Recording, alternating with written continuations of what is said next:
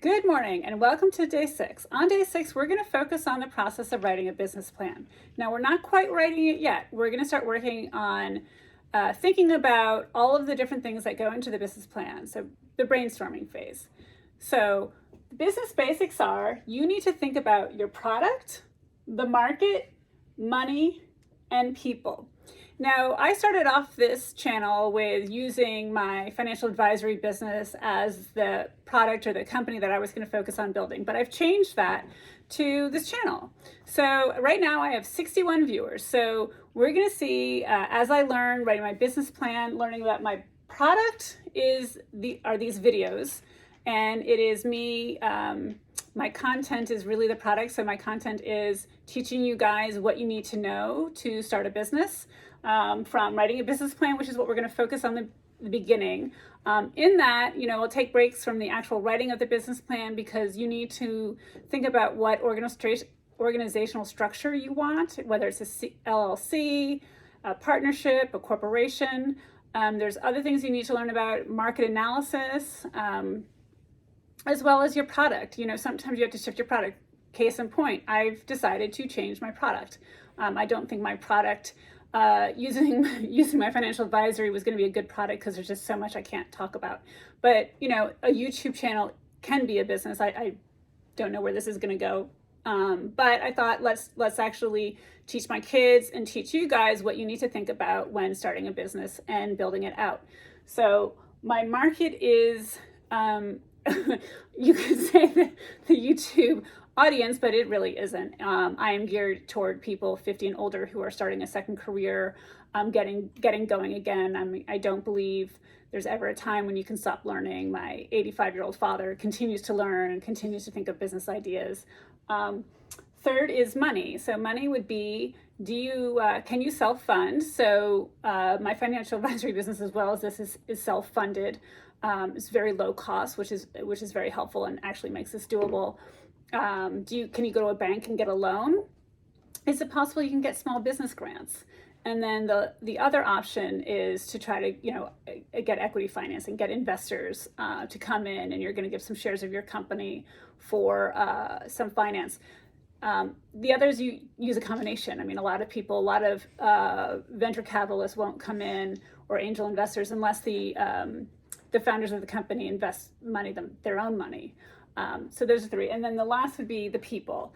So for me, for this channel, my plan to build out is utilizing my kids. So I have them working on the thumbnails. I didn't do such a great job on that. And then they're going to help me. I'm going to have them help me with content and also just videography. We did spend probably 30 minutes deciding where to film this and to have my whiteboard. So for you really need to think about what specifically is your product.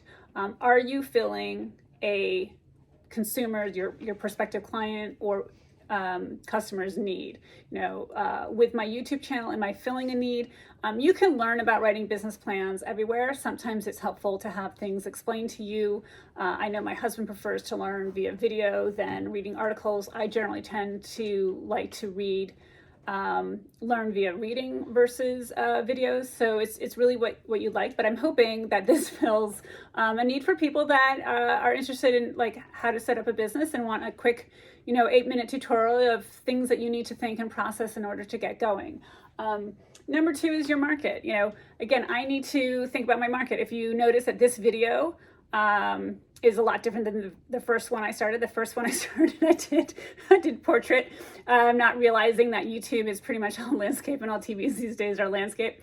So learning along the way of my market, as well as sitting there kind of stoic with a flat background is a bit boring. So I've thought about my market. I guess it's partly my product, partly my market, but my market of people, the viewers are my market. To gain a greater share of the market, I need to be a bit more entertaining. Try to bring you in to involve you in the process as much as you can with people you don't see.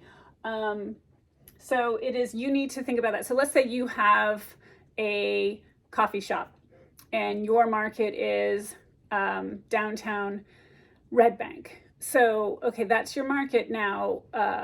Who are you trying to attract? If my coffee shop is filled with very loud music and it's kind of dark lighting, it's going to probably get more of an afternoon crowd. You're not going to get probably myself, who's 50 and doesn't want all that noise anymore. I would have in my 20s and younger.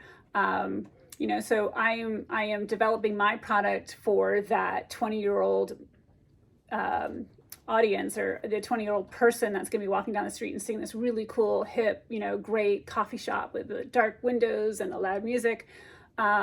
If my audience, if my customers for my coffee shop were business people, I'm probably going to want to have a little bit muted music that blends into the background, so they can come in with either clients or customers or coworkers. They can have phone calls, enjoy their coffee, do a little bit of business.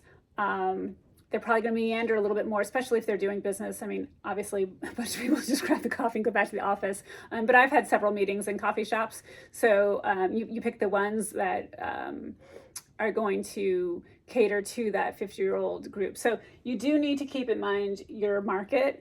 Again, if you're doing software technology, your product needs to fill a need. And then you have to look at your market would be all these companies that you believe are going to need and or want your technology products. So your whole audience is all these companies that are going to want your technology product.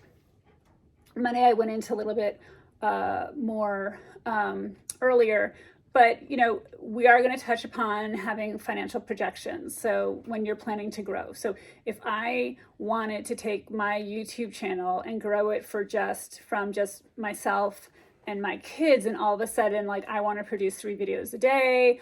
I want to make sure it's on Facebook and LinkedIn and wherever else I'm not thinking of right now, Twitter, and have it's being disseminated and try to get people talking.